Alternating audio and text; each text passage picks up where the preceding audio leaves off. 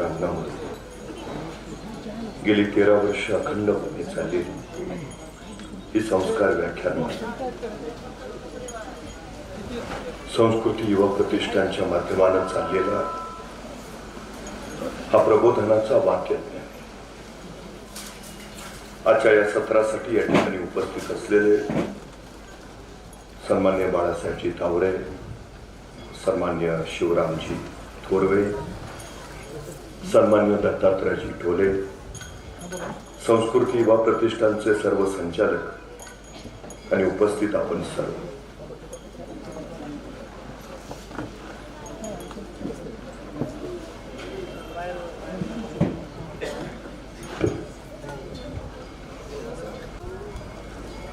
छत्रपती शिवाजी महाराजांनी 32 मणी सोन्याचं सिंहासन उभा केलं आणि लोककल्याणकारी रयतेचं राज्य इथे निर्माण झालं. जन्मल्यावर इथले आयुष्य सुरू होत नाही, मेल्यानंतरच इथले आयुष्य सुरू होतात असा नवा अध्याय या मातेने इतिहासाला घालून दिला. या परंपरेतलं सगळ्यात मोठं नाव म्हणजे छत्रपती संभाजी महाराज. 14 मे 1657 पुरंदरावर एका शिवरत्नाचा जन्म झाला आणि आपल्या ज्येष्ठ पुत्राची याद म्हणून मासाहेब जिजाऊंनी त्यांचं नामकरण केलं संभाजीराजे. बघता बघता संभाजीराजांच्या बाललीलांनी सगळ्यांची मनं हरकू लागली, पण त्याच वेळी नियतीनं गलती केली. अवघं 2.25 वर्षाचं वय असताना संभाजीराजांच्या मातोश्री सईबाई महाराणी साहेबांचं निधन झालं. दोईवरना मातृत्वाचं छत्र हरपलं, पण पिता शिवाजीराजे पाठीला मरण बांधून मुलूकभर दौड घेणारे पित्याची छत्रछाया वाट्याला यावी कशी अशा वेळी सामने आल्या जिजाऊ. अजून दुसरे शिवराय घडवायची ताकद या जिजाऊंच्या ठाई आहे सांगत आणि जिजाऊ नावाच्या चालत्या बोलत्या विद्यापीठामध्ये संभाजीराजांचं बालपण सावरलं गेलं. संभाजीराजे चालणं बोलणं शिकले, संभाजीराजे लिहिणं वाचणं शिकले, संभाजीराजे नाना कला नाना विद्याच्या मध्ये पारंगत झाले.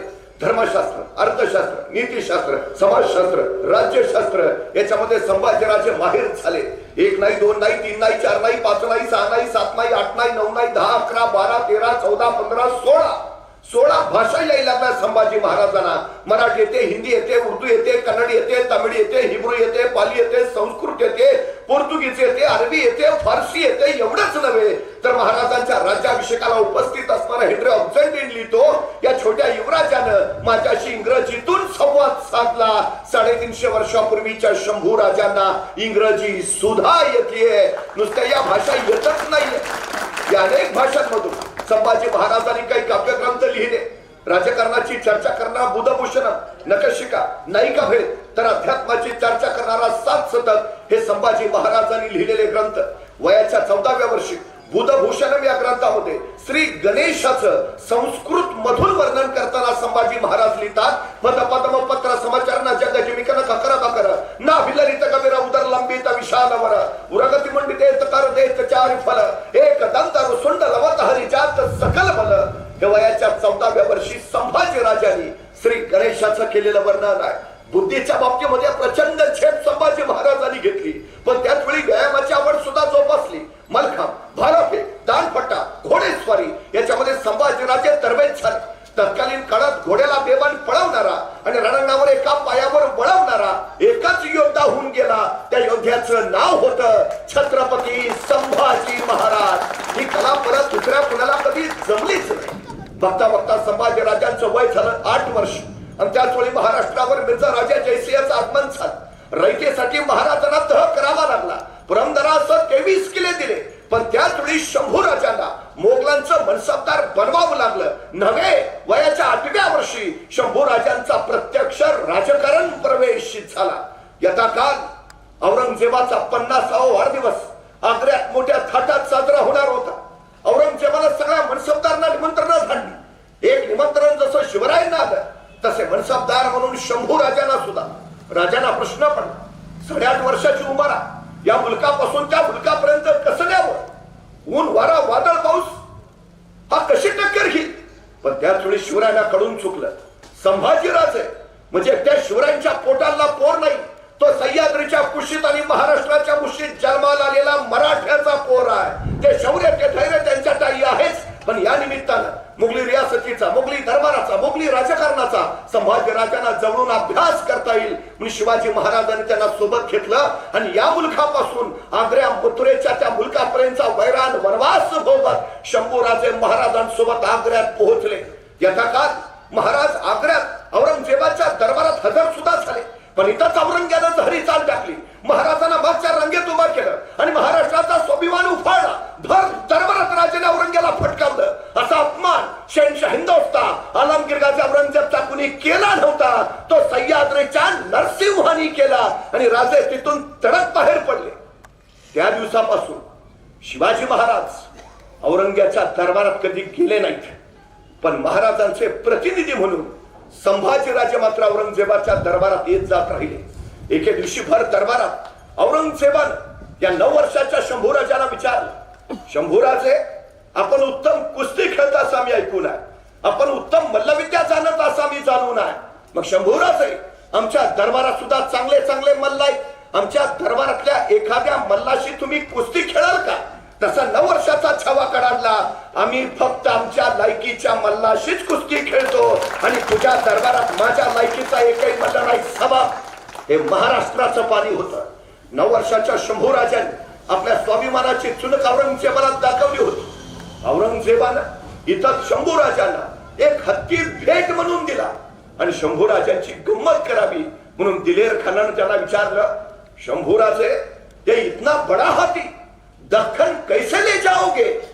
आणि 9 वर्षाचे शंभूराजे म्हणाले, हाथी चला के ले जाएंगे, नहीं तो उस पे बैठ के जाएंगे.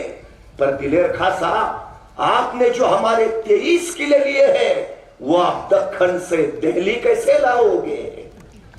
दिलेर खानाचा चेहरा बघण्यासारखा था. 9 वर्षाच्या छाव्याची करामत होती, पण त्या तुला औरंगजेबाची चहरीचा रंग टाकू लागली. महाराजांना ठार मारायचाच बेत होता. फौलाद खानाची फौलादी बेटी महाराजांच्या गळ्याभोवती आवळली जाऊ लागली. महाराजांना कैदेत बाहेर पडताच येत नव्हतं. अखेर सुटकेच्या चालीच्या सगळ्या जबाबदाऱ्या महाराजांनी शंभूराजांवर सोपवल्या. कारण औरंग्याच्या महालापासून त्या कुंभाराच्या वाड्यापर्यंत शंभूराजे बिनधोक येत जात होते. अखेर सुटकेच्या चालीच्या सगळ्या जबाबदाऱ्या शंभूराजांनी अशा पेरल्या की जे स्वप्नातही शक्य होणार नाही ते सत्यात उतरवून महाराष्ट्राचा नरसिंह निसटला. औरंगजेबाच्या हातावर तुरी देऊन निसटला. पण आपल्या एकुलत्या एक पुत्राला माग ठेवून यावेळी एका पित्याचं काळीच व्याकुळ नसेल का? यावेळी एका पित्याचा जीव गलबलला नसेल? अरे 9 वर्षाचं पोर आहे, कसं ठेवावं माग? मरणाच्या दारात मृत्यूच्या पोटात औरंग्याच्या दरबारात जर काय भलत झालं तर? पण त्याहून विशेष महाराजांना चिंता याची की आई निरोपाच्या क्षणी जर इवल्याशा शंभूराजाने विचारलं, आबासाहेब आम्हाला सोडून एकटेच जाणार? दर्या सुद्धा हटला असता, मागं धरणीकंप झाला असता, कोसळला असता भळ जर विचारलं असतं शंभूनी, आबासाहेब आम्हाला सोडून एकटेच जाणार? पण त्या आई निरोपाच्या क्षणी हा 9 वर्षाचा पोर आपल्या पित्याचा हात हातात घेऊन धीरोदात्तपणे सांगत होता, आबासाहेब आमची फिकीर करू नका, आमच्यापेक्षा महाराष्ट्राला आपली गरज आली काय? आपण बिनधोक या. आणि ती त्याला जाणीव झाली. पुत्र जाणताच झालाय. यथा काल राजे राजगडावर पोहोचले आणि राजगडावर पोहोचल्या राजाने वार्ता उठवली, वाटेत संभाजी राजांचं निधन झालं. वयाच्या 9व्या वर्षी शंभूराजांच्या पाठीला जे मरण बांधलं गेलं ते इंद्रायणी भीमेच्या तीरावर मरणाला निधड्या छातीनं सामोरं जाईपर्यंत ते मरण शंभूराजांची सोबतच करत राहिलं. राजगडावर संभाजी राजांचे अंत्यविधी उरकले. हा सगळा काळीच दाह राजे आतल्या आत सोसत होते. महासाहेब जिजाऊ रडून रडून थकल्या होत्या, पण महाराजांना धड बोलता येत नव्हतं आणि मनीचं गुज खोलता येत नव्हतं. महाराजांनी टाकली होती छोटी छलाव आणि तिनंच काम केलं.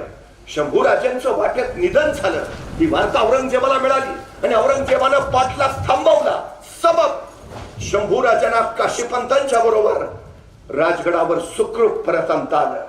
पण गेलेले शंभूराजे वेगळे होते, परत आलेले शंभूराजे आता झाले होते वेगळे. जरा ते परिपक्व मुघली रियासतीचा, मुघली दरबाराचा, मुघली राजकारणाचा अगदी जवळून अभ्यास केलेले.